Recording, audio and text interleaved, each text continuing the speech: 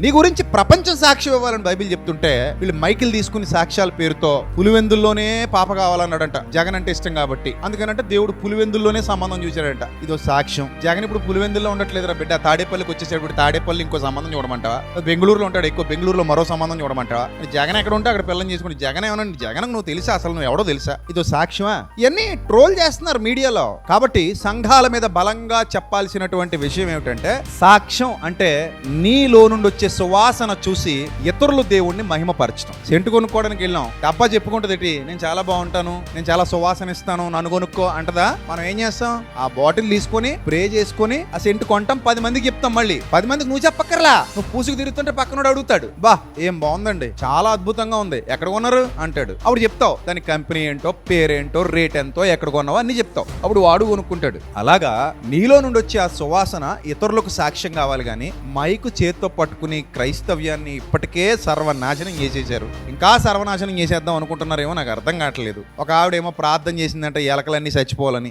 మా ఇంట్లో చిన్నగా ఉంటున్నప్పుడు ఇల్లు ఎలుకలు 50+ అలా ఉండేదేమో. ఒకరోజు ఫాస్టింగ్ ఉండి మోకరించి, ఈ రోజు ఏదేమైనా సరే మా ఇంట్లో ఎలుకలు ఉండడానికి వీల్లేదని చెప్పి మోకరించి డోర్స్ అన్ని వేసేసుకొని డోర్స్ కొంచెం ఓపెన్ చేసేసి నేను ప్రేయర్ చేస్తున్నాను. ఫాస్టింగ్ ఉండి చేస్తున్నాను 9 o'clock నుండి 3 o'clock వరకు ప్రేయర్ అయిపోయింది. ఒక పిల్లి వచ్చి అంతే ఎలుకల్ని తీసుకుంటుంది, వెళ్ళిపోతుంది, వస్తుంది తీసుకెళ్తుంది.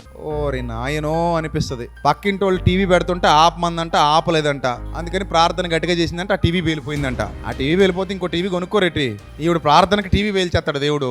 ఏ మనుషులో ఎక్కడి నుంచి తయారవుతారో ఈ సంత అంతా మనకు అర్థం కాదు. కానీ బైబిల్ నిజంగా చదివిన వాళ్ళు అయితే ఇలా చేయరండి. అసలు వాళ్ళు వినే బోధ సరైంది కాదు కాబట్టి ఇలా మొదలెట్టారు. నిజమే, అది మైకు ముందు ఏం మాట్లాడుతున్నారు అసలు? మైక్ అసలు దేవుని సన్నిధి అంటే మహా విజ్ఞాన పాఠశాల. ఈ విజ్ఞాన పాఠశాలలో మైక్ తీసుకుని మాట్లాడుతున్నామంటే కూర్చున్న వాని హృదయంలో సుగంధ పరిమళాలు పోయబడాలి. అంత చక్కటి జ్ఞాన సంపద వాళ్ళ హృదయాలలోనికి పంపించాలి. వాళ్ళని ఆత్మీయంగా బలపరచాలి, శోధనలో ఎలా గెలవాలో నేర్పించాలి, జీవితంలో ప్రతికూల పరిస్థితులను ఎలా ఎదుర్కోవాలో నేర్పించాలి. ప్రార్థన, భక్తి, యథార్థత, నీతి, నమ్మకత్వం, దేవుని యందు భయభక్తులు, దేవుని పని ఎలా చెయ్యాలి, ఇవన్నీ నేర్పించాలి వాళ్ళకి. అంతేగాని ఇదంతా పోగేసుకుని క్రైస్తవ్యాన్ని ఎటో పంపిస్తున్నారు. ఇప్పటికే చాలా మందికి క్రైస్తవ్యం అపార్థంగా అనిపించింది. వీళ్ళ వల్ల ఇంకా అపార్థం చేయడానికి ప్రయత్నం చేస్తున్నారు. సో మనమందరం నడుం బిగించి ఈ సత్యాన్ని ప్రజల్లోకి తీసుకెళ్ళి, నాయన అది డూప్లికేట్, ఒరిజినల్ ఇది అని చెప్పగలిగే స్థాయి మీరు కనపరచాలి. అప్పుడే ఇవి తగ్గుతాయి.